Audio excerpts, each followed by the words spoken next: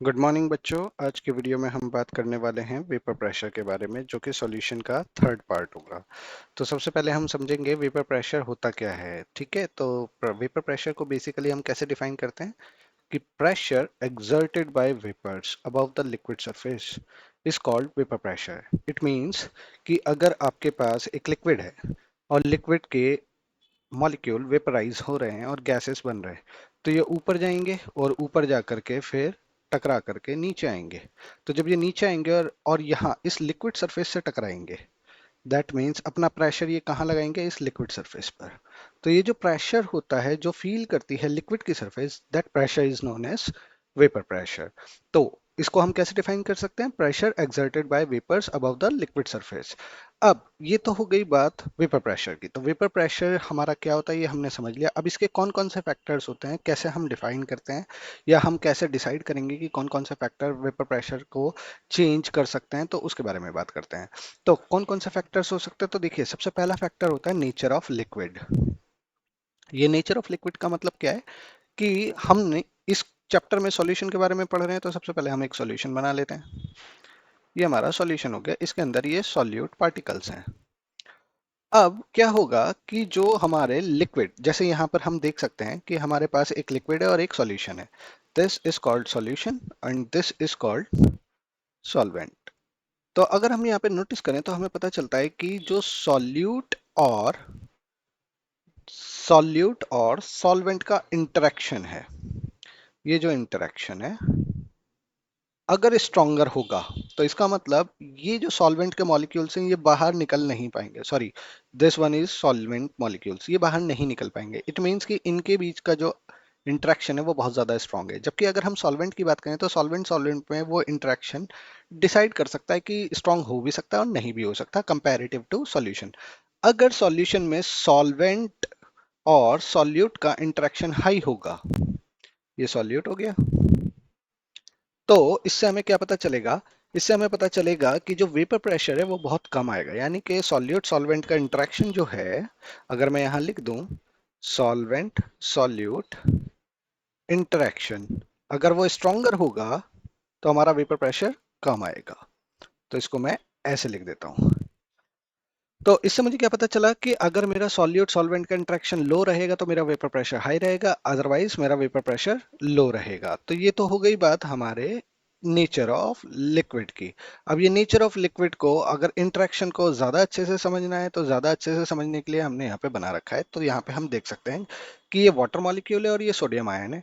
तो अगर हम इनमें देखें तो यहाँ पर एक इंटरमॉलिक्यूलर फोर्स एग्जिस्ट कर रही है, जो इस इंटरमॉलिक्यूलर फोर्स के कारण ये दोनों जो मॉलिक्यूल्स हैं आपस में इतने ज्यादा बॉन्डेड हो गए हैं कि ये अब एक दूसरे को छोड़ नहीं सकते। तो इसका मतलब इसका जो वेपर प्रेशर होगा इस सॉल्यूशन का, वो बहुत कम आएगा, लो वेपर प्रेशर। अगर वेपर प्रेशर लो रहेगा तो इसका मतलब इसका बॉइलिंग पॉइंट हाई हो जाएगा क्योंकि जो मॉलिक्यूल्स हैं वो सरफेस को छोड़ ही नहीं पा रहे। क्लियर रहेगी बात। अब दूसरा फैक्टर क्या हो सकता है, इसका दूसरा फैक्टर जो होगा वो होगा इसका टेम्परेचर। अब हमें पता है कि जैसे जैसे हम टेम्परेचर इंक्रीज करेंगे वेपर प्रेशर इंक्रीज होता है। तो हमें क्या पता चल गया कि टेम्परेचर इंक्रीज करने से वेपर प्रेशर इंक्रीज होता है। तो यहाँ तक तो बात हो गई हमारी इस वेपर प्रेशर की। और कौन कौन से फैक्टर होते हैं जो डिसाइड करते हैं हमारे वेपर प्रेशर को, कि वेपर प्रेशर बढ़ेगा या घटेगा। नाउ अब इस वेपर प्रेशर को जो हमने सॉल्यूशन से बनाया है, हम इसे कैलकुलेट कैसे करते हैं। तो इसको कैलकुलेट करने के लिए हम यूज करते हैं राउल्ट्स लॉ। तो राउल्ट्स लॉ क्या कहता है हमारा, पहले हम वो समझ लेते हैं। It states that in a solution containing non volatile solute, non volatile का मतलब जिसका वेपर प्रेशर बहुत ही कम होगा, लोवेस्ट। ठीक है, मतलब ये आपका उड़ेगा नहीं। ठीक है, इसका वेपर प्रेशर बहुत कम है। The vapor pressure of solution is directly proportional to the mole fraction of solvent। अब इसका मतलब क्या है, इसको हम समझते हैं। अगर हमारे पास एक नॉन वोलेटाइल सॉल्यूट है और हम इसे इस सॉल्वेंट के अंदर मिक्स कर दे तो हमारा एक सॉल्यूशन बन जाएगा। अब क्योंकि ये नॉन वोलेटाइल है, इसका मतलब ये उड़ेगा नहीं। तो जो सॉल्यूशन होगा, इस सॉल्यूशन से जो वेपर्स बनेंगी, वो वेपर्स जो बनेंगी वो सिर्फ और सिर्फ किसकी बनेंगी, सॉल्वेंट की वेपर्स। ये जो वेपर्स आ रही हैं किसकी है, हमारी सॉल्वेंट की वेपर्स होंगी। अब क्योंकि यहाँ पर सॉल्वेंट की वेपर्स क्रिएट हो रही हैं, तो ये जो वेपर प्रेशर है, अगर मैं इसे वेपर प्रेशर कह रहा हूं तो ये किसका होगा, हमारा सॉल्वेंट का। जिसे हम ए कहते हैं, या फिर सॉल्यूशन का भी कहा जा सकता है। क्यों? क्योंकि ये आ तो सॉल्यूशन से ही रहा है। तो यहाँ पर राउल्ट्स लॉ, अगर इस केस को फर्स्ट केस कह देते हैं, तो इसमें प्रेशर ऑफ सॉल्वेंट या सॉल्यूशन इज डायरेक्टली प्रोपोर्शनल होगा मोल फ्रैक्शन ऑफ सॉल्वेंट के। मतलब कि कितना फ्रैक्शन उड़ा है इस लिक्विड से गैस बनने के लिए। तो अगर मैं यहाँ से प्रोपोर्शनैलिटी का साइन हटा दूं, तो ये हमारे पास सॉल्यूशन का प्रेशर क्या आ जाएगा? X A P not A. अब what is P not A? तो यहाँ पे अगर हम फोकस करेंगे तो हमें पता चलेगा पी नॉट जो है ये बेसिकली रिप्रेजेंट कर रहा है प्योर प्रेशर को, प्योर प्रेशर ऑफ सॉल्वेंट को। क्लियर रहेगी बात? तो हमारे पास एक फॉर्मूला क्रिएट हो जाएगा, हमारा जो पी सॉल्यूशन होगा वो किसके बराबर होगा? X A P not A के। और अगर इसे मैं थोड़ा सा और नजदीक से देखूं, तो ये पी सॉल्यूशन हमारा पी ए के बराबर है, तो हमारा जो पार्शियल वेपर प्रेशर जो सॉल्वेंट का है वो क्या हो जाएगा? X A P not a. Clear रहेगी बात? तो ये तो हो गया हमारा केस फर्स्ट। केस फर्स्ट में हमने समझा कि जब हमारा सॉल्यूट कैसा था? Non volatile. Now case two की बात करते हैं। केस टू में क्या होगा? केस टू में अगर हम देखें, तो केस टू में हमें पता चलता है कि हमारा जो सॉल्यूट है और सॉल्वेंट है, अगर दोनों लिक्विड हो जाएं, तो यहाँ पर सॉल्यूट हमारा वोलेटाइल है। पहली बात तो ये ध्यान रखेंगे, ये अब नॉन वोलेटाइल नहीं रहेगा, यानी कि ये उड़ सकता है। तो इसका वेपर प्रेशर भी कुछ आएगा अगर हम जब इसका सॉल्यूशन बनाएंगे। तो सबसे पहले हम कह देते हैं कि जो इसका प्योर प्रेशर है वो कितना है? P not B. ये इसका प्योर प्रेशर कहलाएगा। सिमिलरली सॉल्वेंट का प्योर प्रेशर क्या होगा? ये भी प्योर प्रेशर कहलाएगा, वो हो जाएगा पी नॉट ए। तो जब हम इन दोनों को मिक्स करके एक सॉल्यूशन बनाएंगे, तो इस सॉल्यूशन के अंदर हमारा क्या है? इसके अंदर हमारा ए भी पड़ा हुआ है और बी भी पड़ा हुआ है। अगर ये ए है और ये बी है, तो यहाँ पर जो वेपर प्रेशर क्रिएट होगा वो हम रोल्स लॉ से कैसे निकाल सकते हैं? तो देखिएगा, रोल्स लॉ से कैसे निकालेंगे? रोल्स लॉ क्या कहता है? सॉल्वेंट का वेपर प्रेशर किसके बराबर होगा? Mole fraction of A P not A के। इसी तरीके से सॉल्यूट का वेपर प्रेशर किसके बराबर होगा? Mole fraction of B P not B के। तो ये जो प्रेशर आया, ये प्रेशर क्या पी टोटल प्रेशर नहीं बन जाएगा हमारा? तो इस पी टोटल को अगर हम निकालें, जो टोटल प्रेशर है वो किसके बराबर होगा? तो वो बराबर होगा हमारा P A plus P B के। और पी ए हमारा किसके बराबर है? हमें पता है, X A P not A. Similarly P B को अगर हम देखें, तो X B P not B. तो ये हमारा किसके बराबर आ जाएगा? P total. यानी कि total vapour pressure of solution can be calculated by this formula. ये इंपॉर्टेंट फॉर्मूला है आपका, ध्यान रखिएगा। ये तभी लगेगा जब आपके लिक्विड होंगे, सॉल्यूट भी और सॉल्वेंट भी।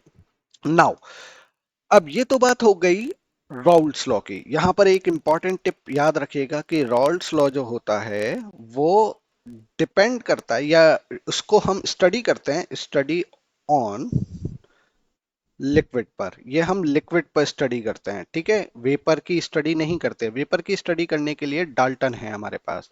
तो डाल्टन जो हैं वो क्या कहते हैं? हम तो देखिएगा, डाल्टन की बात करते हैं। तो डाल्टन ने क्या कहा कि जब लिक्विड से मॉलिक्यूल एस्केप करके गैसियस फेज में जाएगा, तो जाहिर बात है यहाँ पे सॉल्यूट भी उड़ेगा और सॉल्वेंट भी उड़ सकता है, अगर दोनों लिक्विड हैं तो ये जो वेपर प्रेशर आएगा ये आपका पी टोटल बनेगा, जो हमें रोल्स लॉ बताता है। अब पी टोटल के अंदर हमारा क्या प्रेजेंट है? ए का प्रेशर और बी का प्रेशर। अब इस वेपर प्रेशर को क्या मैं ये नहीं कह सकता कि ये हमारा प्योर प्रेशर है गैस का? Pure pressure in gas phase. तो इसको मैं अगर रिप्रेजेंट कर दूं पी नॉट से, तो कोई इशू नहीं है हमें कि ये हमारा प्योर प्रेशर है। अब इस प्योर प्रेशर से कितना प्रेशर इस लिक्विड सरफेस पे लगेगा? तो अगर हम यहां से देखें, तो ये टोटल वेपर प्रेशर जो हमने निकाला है, ये पूरा का पूरा इस लिक्विड सरफेस पे प्रेशर नहीं लगा सकता। क्यों? क्योंकि कुछ मॉलिक्यूल्स ऊपर भी जा रहे होंगे, ऐसे इस डायरेक्शन में या इस डायरेक्शन में। बहुत थोड़े से मॉलिक्यूल गैस फेस से इस लिक्विड के ऊपर अपना प्रेशर लगाएंगे। तो हम क्या कह सकते हैं कि ये जो प्रेशर लगेगा P A in gas phase, ये डैश का साइन रिप्रेजेंट कर रहा है कि यहाँ पे हम गैस फेज की बात कर रहे हैं।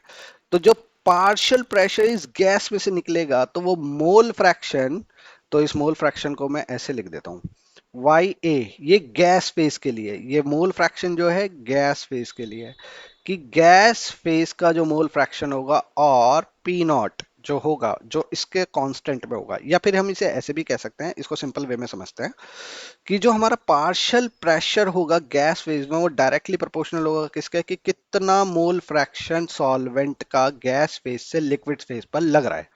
तो अगर मैं यहां से प्रोपोर्शनैलिटी साइन हटाऊं तो पी ए डैश मेरा किसके बराबर हो जाएगा, वाई ए, ये मोल फ्रैक्शन है गैस फेज का, और पी नॉट जो मेरा प्योर प्रेशर था उसके बराबर हो जाएगा। अगर मैं यहां से पी नॉट बी निकालूं गैस फेज के लिए, तो वो हमारा ये आ जाएगा। क्लियर रहेगी बात? तो यहां से मुझे पता चला कि जो हमारा पार्शियल वेपर प्रेशर है गैस फेज में, ये क्या कहलाएंगे आपके, partial vapour pressure in gas phase, ये गैस फेज के अंदर आ गया हमारा। तो ये स्टडी किया था किसने, डाल्टन ने। जबकि रॉल्ट ने क्या स्टडी किया था, रॉल्ट ने लिक्विड को स्टडी किया था।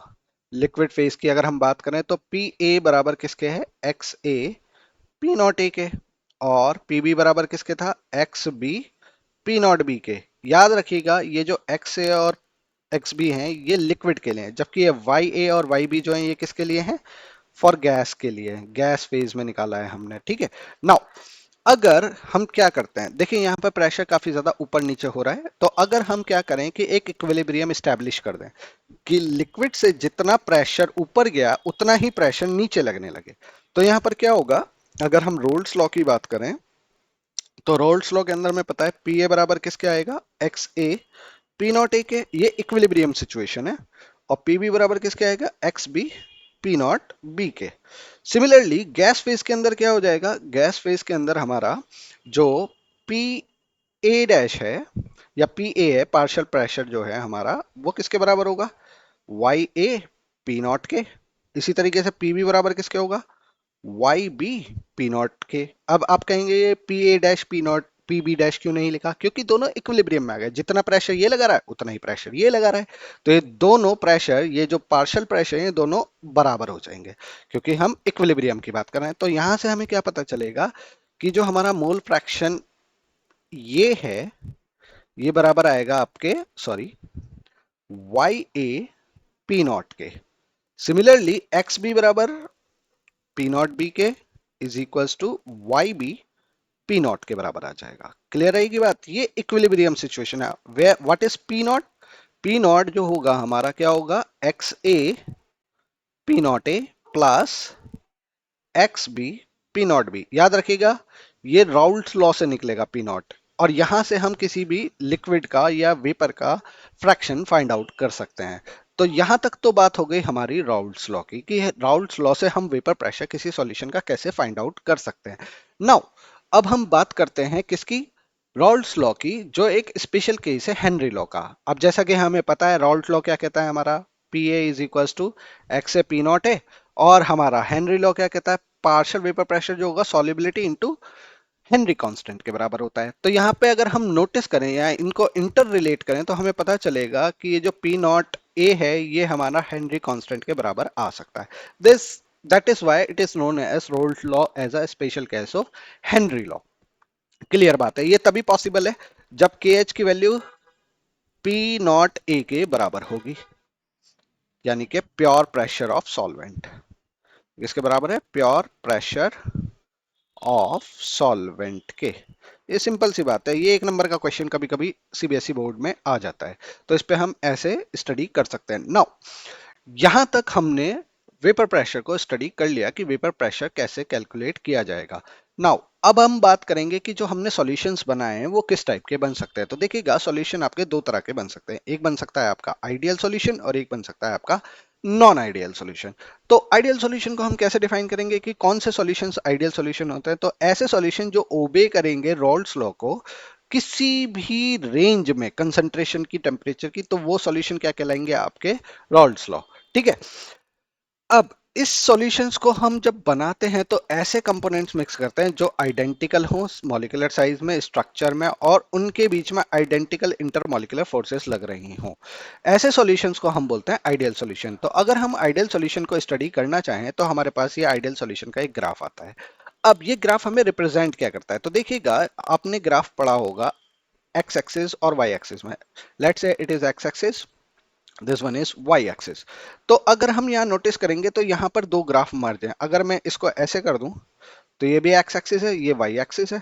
इन दोनों ग्राफ को मर्ज करेंगे तो हमारे पास ये ग्राफ बनके तैयार हो जाएगा। क्लियर हो गई बात? तो ये ग्राफ हमारा क्या है? आपका एक आइडियल सॉल्यूशन का ग्राफ है। तो इस आइडियल सॉल्यूशन में हम क्या पढ़ेंगे वो हम इसको अभी देखते हैं। तो देखिएगा, आइडियल सॉल्यूशन को अगर हम स्टडी करते हैं तो हमें क्या पता चलता है? तो यहाँ पर अगर हम नोटिस करेंगे, वाई एक्सिस रिप्रेजेंट कर रही है प्रेशर को। ये प्रेशर की लाइन है। ये प्रेशर किसका रिप्रेजेंट कर रहा है? सॉल्वेंट। और ये प्रेशर किसका रिप्रेजेंट कर रहा है? सॉल्यूट। तो अभी हमने जो सॉल्यूशन बनाना सीखा था उसके अंदर हमने देखा था कि हमारा जो सॉल्यूट होता है वो कम रहेगा, सॉल्वेंट हमारा ज्यादा रहेगा। अगर ये लिक्विड फॉर्म में ही है, लेट्स से लिक्विड ही ले लें हम इसको, तो ये हमारा सॉल्वेंट हो गया, ये हमारा सॉल्यूट हो गया।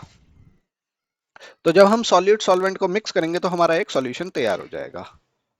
ये हमारा एक सॉल्यूशन रेडी हो गया। तो हम यहाँ पर देखते हैं कि हमारा जो सॉल्वेंट है उसका अमाउंट ज्यादा है, मैक्सिमम अमाउंट है। ठीक है, तो इसका, क्योंकि इसमें अमाउंट ज्यादा है तो इसका वेपर प्रेशर भी ज्यादा होने के चांस हैं। तो इसका वेपर प्रेशर हमने यहाँ पर ये दिखाया है। ठीक है, और सॉल्यूट क्योंकि कम है तो उसका वेपर प्रेशर हमने ये दिखाया। अब ये लाइन रिप्रेजेंट क्या कर रही है? ये लाइन रिप्रेजेंट कर रही है एक्स एक्सिस में कि यहाँ पर मोल फ्रैक्शन जो है सॉल्वेंट का 100% है, जबकि यहाँ पर मोल फ्रैक्शन सॉल्यूट का 100% है। अब ये तो हो गई प्योर सॉल्वेंट की लाइन, ये हो गई प्योर सॉल्यूट की लाइन। तो बीच में क्या रिप्रेजेंट करेगा हमें? बीच में रिप्रेजेंट करेगा हमें सॉल्यूशन, कि हम कैसा सॉल्यूशन बना रहे हैं। ठीक है, तो अब जरा गौर करते हैं इसको स्टडी करने में कि हम यहाँ से क्या स्टडी कर सकते हैं। तो देखिएगा, अब क्योंकि ये प्योर सॉल्वेंट है तो इसका वेपर प्रेशर सबसे ज्यादा हाई होगा। लेट सपोज इसके अंदर हम सॉल्यूट को ऐड कर रहे हैं। जैसे जैसे हम सॉल्यूट इस सॉल्वेंट के अंदर ऐड करते जाएंगे तो यहाँ पर वेपर प्रेशर उस सॉल्यूशन का धीरे धीरे कम होगा। तो ये हमारे पास एक्सपेरिमेंटल वैल्यूज आनी शुरू हो जाती है कि हम कितना कितना सॉल्यूट इसके अंदर ऐड करते जा रहे हैं और यहाँ पर वेपर प्रेशर धीरे धीरे सॉल्वेंट का कम होता जा रहा है। अब ये जो एक्सपेरिमेंटल डॉट्स मैंने ब्लैक कलर से बनाए हैं, ये आपके रोल्स लॉ के लाइन पर एग्जिस्ट कर रहे हैं। दैट मीन्स कि ये सॉल्यूशन हमारा ओबे कर रहा है रोल्स लॉ को, यानी कि थ्योरेटिकल वैल्यू एक्सपेरिमेंटल वैल्यू से मैच कर रही है। सिमिलरली अगर सॉल्यूट की बात करें तो सॉल्यूट में सॉल्वेंट मिलाते जाएंगे तो सॉल्यूट का जो वेपर प्रेशर होगा धीरे धीरे कम होने लगेगा। ये देखिएगा धीरे धीरे कम होता जा रहा है। तो यहाँ पर ये रोल्स लॉ को फॉलो कर रही हैं दोनों लाइनें। तो इसका मतलब ये जो लाइन आएगी हमारी, this line represents the total pressure, this is the total pressure line. ठीक है, तो ये भी आपका रोल्स लॉ को फॉलो कर रही है। तो ऐसे सॉल्यूशन जो ओबे कर रहे हैं रोल्स लॉ को वो क्या कहलाते हैं? आपके आइडियल सॉल्यूशन। अब आइडियल सॉल्यूशन की कुछ कैरेक्टरिस्टिक्स हैं, तो चलिए उन कैरेक्टरिस्टिक्स की बात कर लेते हैं। तो पहली कैरेक्टरिस्टिक्स क्या है? कि ये आपका ओबे करना चाहिए रोल्स लॉ को। दूसरी चीज, डेल्टा एच मिक्सिंग जो होगी वो जीरो होगी, डेल्टा वी मिक्सिंग जीरो होगी, और जो इंटरेक्शन होगा सॉल्वेंट सॉल्वेंट का, सॉल्यूट सॉल्यूट का, और सॉल्यूट सॉल्वेंट का, अगर मैं ए को सॉल्वेंट बोल रहा हूं, बी को सॉल्यूट बोल रहा हूं, तो सॉल्वेंट और सॉल्यूट का जो इंटरेक्शन होगा, सॉल्यूट का इंटरेक्शन वो बराबर होना चाहिए। अब अगर ये चारों कंडीशन फॉलो हो रही हैं तो that means our solution is ideal solution. अब डेल्टा एच मिक्सिंग जीरो है, इसका मतलब टेम्परेचर में कोई डिफरेंस नहीं आएगा, यानी कि डेल्टा टी जीरो रहेगा, डेल्टा वी जीरो रहेगा। यहाँ पे वॉल्यूम में भी कोई चेंज नहीं आ रहा है। सिंपल सी बात है, यहाँ में इतना कुछ हेडेक वाली चीज नहीं है कि हमें कुछ हेडेक होगा। सिंपल सी बात है कि इसमें टेम्परेचर में जब आप सॉल्यूट और सॉल्वेंट को मिलाएंगे कोई चेंजेस नहीं आएंगे। अब इसके कौन कौन से सॉल्यूशन हो सकते हैं? Benzene टॉलिन, hexane heptane, bromo ethane, आइडो ethane and chlorobenzene, bromobenzene. ये आइडियल सॉल्यूशन के कुछ एग्जांपल्स हैं और ये एग्जांपल्स इंपॉर्टेंट हैं पॉइंट ऑफ व्यू से पेपर के, इंपॉर्टेंट। ठीक है, क्योंकि आपके पास आपको एग्जाम्पल दिया जाएगा और पूछा जाएगा कि विच सॉल्यूशन इज दिस, तो आपको बताना है एग्जाम्पल्स को देख करके कि क्या ये आइडियल है या नॉन आइडियल सॉल्यूशन है। नाउ ये तो हो गए आइडियल सॉल्यूशन की बात, अब बात करते हैं हम नॉन आइडियल सॉल्यूशन की। तो नॉन आइडियल वो होंगे जो ओबे नहीं करेंगे रूल्स लॉ को। सिंपल सी बात है, जो भी ये होगा ये प्रेशर पार्शियल प्रेशर बराबर नहीं आएगा रूल्स लॉ के। तो इसकी कैरेक्टरिस्टिक्स क्या हो सकती है? पहली कैरेक्टरिस्टिक, ओबे नहीं करेगा रूल्स लॉ को, डेल्टा एच मिक्सिंग जीरो नहीं हो सकती, डेल्टा वी मिक्सिंग जीरो नहीं हो सकती, और जो इंटरेक्शन होगा वो भी इक्वल नहीं होगा। अब ये तो हो गई बात नॉन आइडियल सॉल्यूशन की। तो नॉन आइडियल सॉल्यूशन भी फर्दर कैटेगराइज होते हैं दो कैटेगरी के अंदर, एक होता है पॉजिटिव डेविएटेड सॉल्यूशन और एक होता है नेगेटिव डेविएटेड सॉल्यूशन। तो सबसे पहले हम बात करते हैं पॉजिटिव डेविएटेड सॉल्यूशन की। इसका मतलब क्या है कि ऐसे सॉल्यूशन जिनका टोटल वेपर प्रेशर ज्यादा आ जाए राउल्ट लॉ के प्रेशर से, तो ऐसे सॉल्यूशन आपके क्या कहलाएंगे? Non ideal, showing positive deviation. और इनकी कैरेक्टरिस्टिक्स क्या होंगी? तो वो ये कैरेक्टरिस्टिक्स होंगी कि जो पार्शियल वेपर प्रेशर होगा वो राउल्ट लॉ के प्रेशर से ज्यादा आएगा। ये देखो ज्यादा का साइन आ रहा है, ठीक है, इसमें भी ज्यादा का साइन आ रहा है। तो ऐसे सॉल्यूशन जो राउल्ट लॉ को तो फॉलो कर रहे हैं लेकिन उनका जो प्रेशर आ रहा है वो रोल्स लॉ से ज्यादा आ रहा है, तो वो सॉल्यूशन आपके क्या कहलाएंगे? Non ideal solution showing positive deviation. अब इसमें क्योंकि ये पॉजिटिव है तो सारी चीजें ग्रेटर होंगी, डेल्टा एच मिक्सिंग ग्रेटर होगा, डेल्टा वी मिक्सिंग ग्रेटर होगा, और इंटरेक्शन भी आपका सॉल्यूट और सॉल्वेंट का ज्यादा होगा, सॉल्यूट सॉल्वेंट इंटरेक्शन है। इसका मतलब क्या है कि जो सॉल्यूट है वो सॉल्वेंट के साथ बहुत ज्यादा अच्छे से जुड़ा हुआ है, तो इनको अलग करना बहुत मुश्किल है।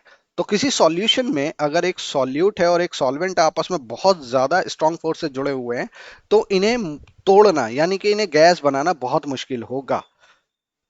ठीक है, नहीं नहीं सॉरी, उल्टा बता दिया मैंने, यहां पर तो ये लेस है, लेस है ना, ये कम है, सॉरी माय मिस्टेक।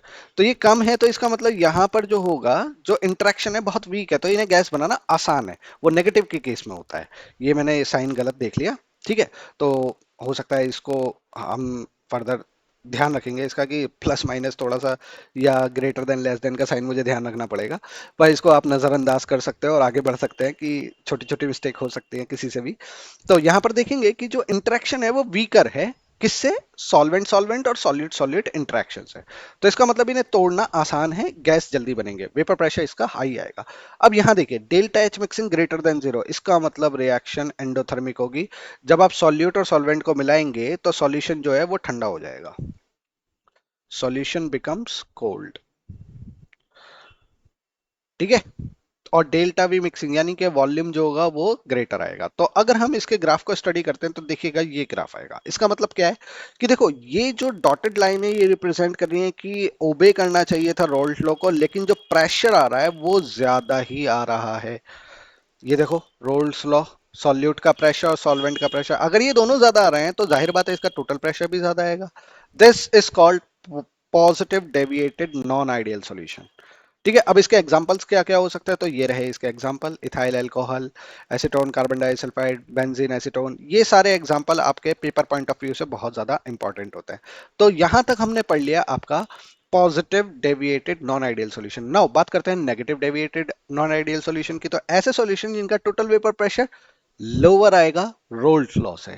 तो इसकी कैरेक्टरिस्टिक्स क्या हो सकते हैं? सब लोअर होंगी। जो पार्शियल वेपर प्रेशर है वो लोअर आ रहा है रोल्ड लॉ से।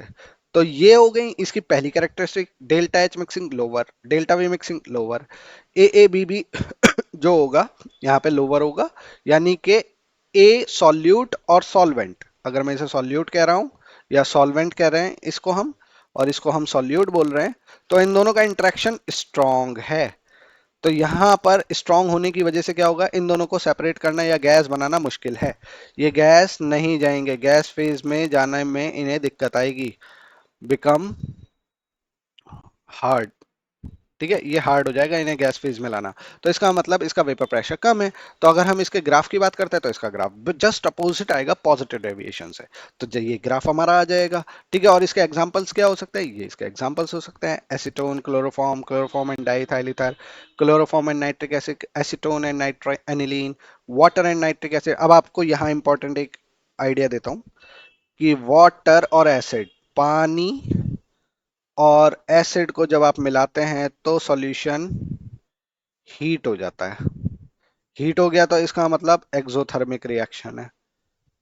एक्सोथर्मिक रिएक्शन होगी तो इसका मतलब delta H less than zero होगा, यानी कि एनर्जी रिलीज हो रही है, एनर्जी रिलीज होगी तो डेल्टा एच नेगेटिव आ गया, यानी कि लेस देन जीरो है, तो इसका मतलब आपका नॉन आइडियल सॉल्यूशन रिप्रेजेंट हो रहा है। तो ये तो थी बात बच्चों कि वेपर प्रेशर क्या होता है और वेपर प्रेशर को कैसे कैलकुलेट करते हैं और कितने टाइप के सॉल्यूशंस आप बना सकते हो। तो आई थिंक आपको समझ में आ गया होगा कि सॉल्यूशन क्या है, इसको हम इंटर रिलेट कैसे कर रहे हैं वेपर प्रेशर के टर्म्स में, और हम कैसे इसका वेपर प्रेशर कैलकुलेट कर सकते हैं। तो आई थिंक बच्चों आपको यहाँ तक समझ में आ गया होगा। अगर वीडियो अच्छी लगे तो प्लीज लाइक करना, कमेंट करना और ज्यादा से ज्यादा अपने दोस्तों में शेयर करना। आज के लिए बस इतना ही, मिलते हैं नेक्स्ट क्लास में, तब तक के लिए गुड नाइट, और सॉरी, जो भी कह सकते हो आप, बाय बाय।